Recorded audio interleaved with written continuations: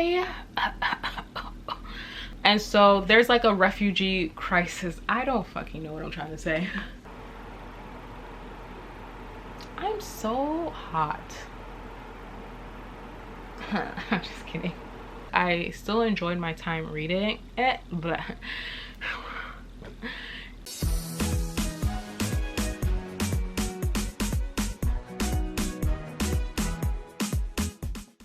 hey, how's it going? How's life? My name is Sophia. Welcome back to my channel. So for today's video, I'm going to be doing part 2 of my recent reads. This recent reads is going to be interesting. Out of the 5 books I attempted to read, I adored and loved 2. I DNF'd 2, and then one of them, it was good, but it just wasn't my vibe. So it's an interesting mix for today's video. But I think I'm going to start off with the 2 books I DNF'd just to get those out of the way. So the very first book I have to talk about is a super popular adult fantasy that I didn't really like. And that is going to be Rage of Dragons by Evan Winter. In this story, you are following our main character, Tao, who lives within the lower caste of society and is training to become a soldier. He is part of the society that colonized this particular land where the indigenous people were just chilling and minding their own business. And now this kingdom, society, peoples, if you will, is now at constant war with the indigenous people of this land. At a certain point in the story, something happens that I'm not gonna say because I feel like it would be a spoiler, which sets Tao off on a vengeance quest. When I first heard the synopsis of the story, I was so excited to read it, and I thought that this would be a new favorite of mine. Unfortunately, that wasn't the case. I know a couple of my friends had read this story already, and it was split like 50-50. Like, some of my friends loved and adored this book, like Taylor, for example, and then like my other friends didn't like it. I know Tammy and Rue absolutely hated this book, and so I went into it with tempered expectations, and I still didn't like it, which kind of freaking sucks. I think the biggest gripe I have with the story is Tao as a main character. I think he's annoying. I think he's a pain in the ass. I think he has no brain cells, and not in a cute, oh, he has no brain cells, this is me type of way, but in a wow, how daft can you be type of way. Like, every decision Tao made was idiotic in my opinion. And the thing is, he had people in his life, like the side characters were like, bro, be careful, like don't do this, maybe think twice before you decide to do something. And Tao would be like, you know what, F you, F every single person, I'm going to do what I want regardless of how it negatively affects you guys. And I'm just like, sir, I don't like you. I don't like you at all. And the thing is, Tao isn't the only character I did not like. There is a love interest. Her name is Shuri. I thought her development was incredibly weak. This story has an issue when it comes to writing female characters. We live in a matriarchal society, but there are no women in the story. And the one woman we do get is used as a plot device to further our main character's narrative, and she's also used as info dump. So whenever the main character needs information, she's just there spoon feeding the audience and Tao everything he needs to know about how the magic system and the world functions. And I didn't like that at all. In terms of the side characters, we don't really get to know enough of the other side characters, but like the fact that the side characters were meh and Tao was meh and Shuri was horribly written. I just couldn't vibe with this story at all. Also, another gripe I have is the fact that there are no dragons. This book is called The Rage of Dragons, but where are the dragons? Nowhere to be seen. The prologue though, the prologue was so freaking amazing. When I read the prologue, I expected this to be a new favorite, and then I continued on and I was just like Another issue that this book has is the logistics. So because this particular society is constantly at war, throughout the story the author is telling the audience, hey, we need soldiers, we're in desperate need of soldiers, like we need every healthy young man, woman to be a part of the military, yada yada yada. But the actions are the exact opposite of that. So within the story there are these things called skirmishes where different soldiers from different aspects of the military battle it out, and they literally kill each other, they maim each other, they brutalize each other. And I'm just like, if you're in desperate need of soldiers, why are you killing off the ones that you do have? Can you make it make sense? The world building, in my opinion, was also very weak. Like I said before, it's very info dumpy, and it's not info dumpy in a good way. It's literally just this woman telling the audience everything they need to know about this world. The writing style was kind of weird. You could tell that this was a debut. You know the line where it says, I let out a breath I didn't know I was holding? The author wrote that line, but like in a different way, where it's like, I held in a breath I didn't know I was holding. And I'm just like, oh, I don't think we needed that line. Like, I thought that line was, it's a nitpicky thing, but that line completely took me out of the story, not gonna lie. I was so close to finishing this. I ended up DNFing at 80%. I literally had this much left to go, but I just couldn't get past it because I was so angry.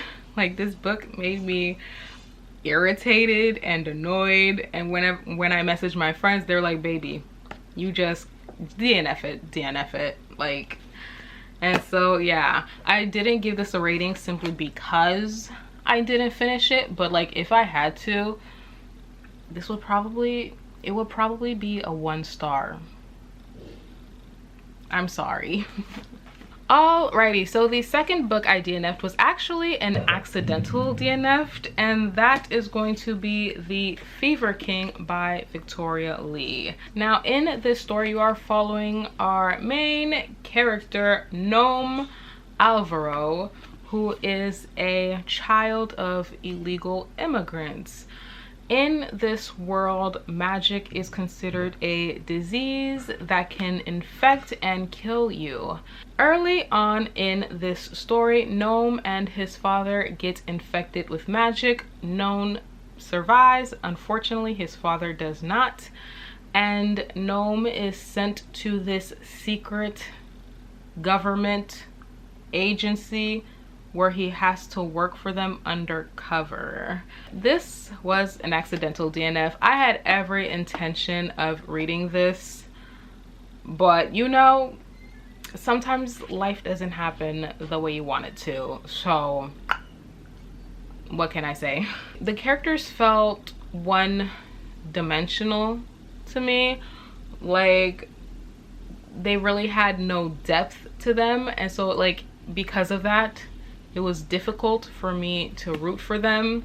I thought Gnome as a protagonist was annoying. I didn't really care about his struggles. I also found that he didn't have enough brain cells. I am not the biggest fan of characters with no brain cells, I'm not gonna lie. I prefer an intellectual, manipulative, baddie type character. And another thing that I didn't really appreciate about this book is the lack of themes that it explored. And I am not really a theme-driven reader. I am mostly a character-based reader, but I can forgive flat characters if the themes are handled well. Because Gnome is a child of illegal immigrants, he has to deal with a lot of xenophobia. As I stated before, magic within this society is an infection that can kill people or give them magical abilities. As a result, there is a refugee crisis within this world of people trying to flee their home countries to escape this disease. And I feel like this story could have gone in depth in dealing with themes of xenophobia and refugees and how society looks down upon people who need the most help. I felt like this story dabbled in those themes without exploring them fully. As a matter of fact, I feel like this story is very typical early 2010s YA. Like, that's the vibe I get from this book. And I feel like if the story had explored those themes more in depth, it could have been something that's it could have been something more unique. It could have brought something different to the YA genre. The reason why this was an accidental DNF is because I didn't get the chance to finish this before the live show. By the time me and my friends did the live show, I had lost interest in continuing on. I DNF'd this at about 70%. I didn't give this a rating, just like Rage of Dragons, simply because I don't feel comfortable rating books. I DNF'd for now. That could change in the future. We shall see. I don't know. Alrighty, so the next book I have to talk about is actually a book I loved and adored and I thought was freaking amazing, and I think everybody and their mama should read this book, and that is going to be Children of Time by Adrian Chvosky. Oh my gosh. In this story, humanity is on its last legs. I think that's how the saying goes. English isn't my first language. Moving on. And so as a result of a dying Earth, humanity starts these terraforming projects all across the different galaxies. They create a virus to infect monkeys so the monkeys can evolve. And so one day humanity can join the monkeys and build a new society on these terraforming projects. Something ends up happening to the project, and instead of giant talking monkeys, we get evolved giant talking spiders. I read this for a reading vlog. I will leave linked up above if you guys are interested in seeing me gush over this amazing, wonderful story. In terms of the world building, I thought it was fascinating and so well done. In this story, you are following the spiders as they evolve through centuries, and because of that, you get to learn about the spiders and about their descendants, and you really start to feel for them. I loved it so much. The world building was incredibly complex, and you see the spiders go from these primitive beings to one of the most technologically advanced creatures in the galaxy, and I thought that was dope. And it also deals with like a lot of heavy scientific stuff. But I find that the way Adrian Chvosky wrote it, it was easily digestible for someone like me who has no background in science or evolutionary theory. There were some parts that I didn't get, that I was confused, but for the most part, it didn't take away from my enjoyment of the story. And I also thought that the way Adrian Chbosky handled the humans and their character development was also interesting, because he also deals with themes of humanity's hubris and their greed and their need for survival. And I thought that that was so well done. The way that Chbosky explores society was also chef's kiss. The spiders have a matriarchal society, and I thought that that was so freaking amazing. Like, if you want a matriarchal society that's actually well developed, I would highly recommend picking this up. I also really enjoyed the plot of this story. I found it engaging, and I loved seeing how the spiders had to deal with different issues facing their society and how they evolved from those issues. That was just incredible to see. I feel like this definitely is going to make it on my best books of 2020. I am so excited to read more of what Chbosky has written. I know he has a sequel that I am dying to get to. I don't remember my rating, but I believe I gave it a 4.5, rounded up to 5 stars on Goodreads. If you haven't picked it up, I highly recommend.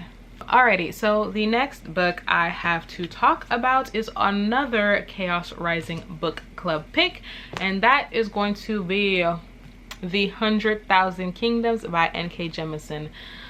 This is the complete bind up. She thick, she chunky, and she is so freaking floppy.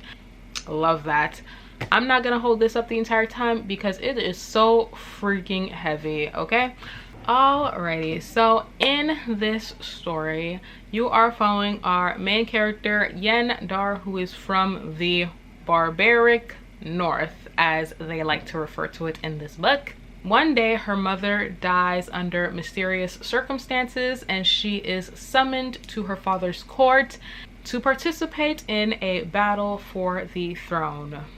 I will say that after reading the 5th season, I didn't love this quite as much as Jemisin's other work.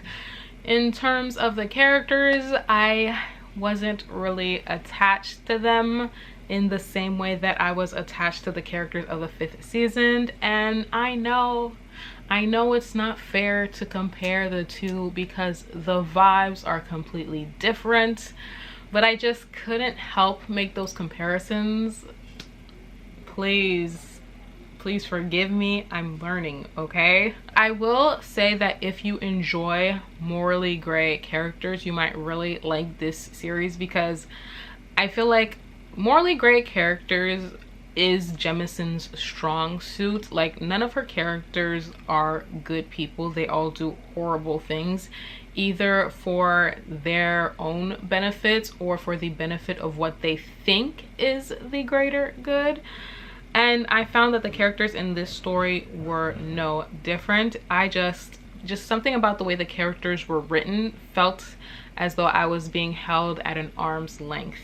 Alrighty, angle might be slightly different because my battery died. What's new? Anywho, I will say that the political machinations, in my personal opinion, were the strongest aspects of this book. Because the characters are so evil and conniving and morally gray, it made for a fun story in terms of the political machinations. And also, something interesting about like the way the politics operate within this society is because there are gods in this world that humanity has tamed, if you will. And so that was also another interesting part of the politics within this world. One thing I think that N.K. Jemisin did really well was explore themes of identity through the main character. The main character in this story is biracial. Her dad is from the barbarian north and her mom is from this sophisticated society, if you will. And so throughout the entire story, she is dealing with those different aspects of her identity and what it means to be part of two opposing identities. And I thought that was fascinating, and I could relate to parts of the main character's struggle, and so I thought that was really well done. In the end, I ended up giving this a 3 out of 5 stars. I do think it's a good book, especially for a debut. I think I probably should have adjusted my expectations a little bit more and not expect the same thing from the 5th season, but honestly, that's my fault. I do plan on continuing on with this series. I plan on continuing on with the Dream Blood duology first, and then the plan is to finish off this series, hopefully soon-ish.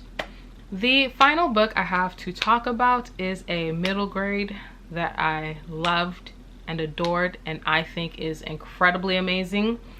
And that is going to be Amari and the Night Brothers by B.B. Alston. In this story, you are following our main character, Amari, whose brother has gone missing. And even though the rest of the world has given up on finding her brother, Amari believes in her heart of hearts that her brother is still alive.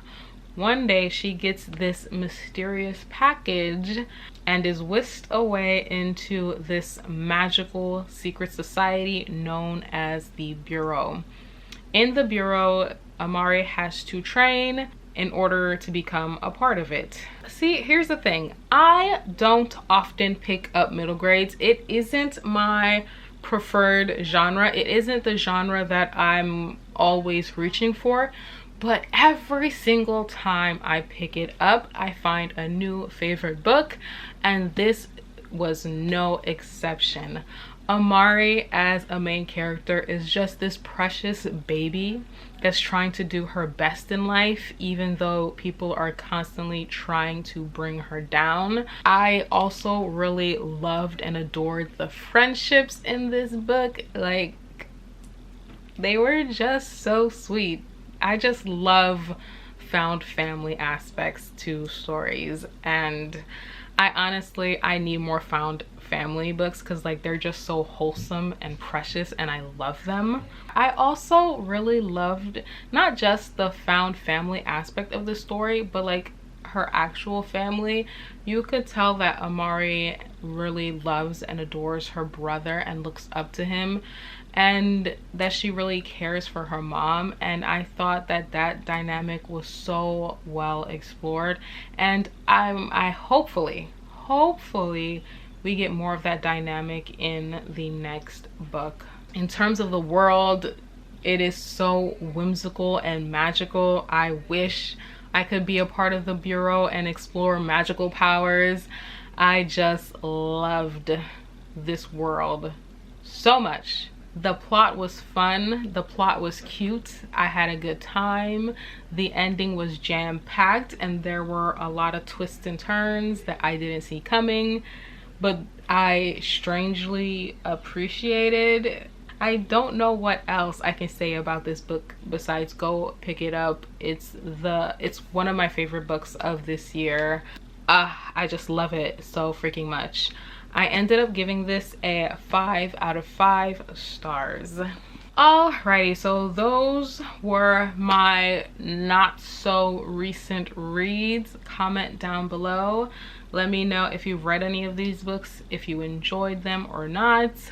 If you enjoyed the video, be sure to like and subscribe. If you've reached the end of this video, feel free to comment a blue heart because like it matches this gorgeous cover.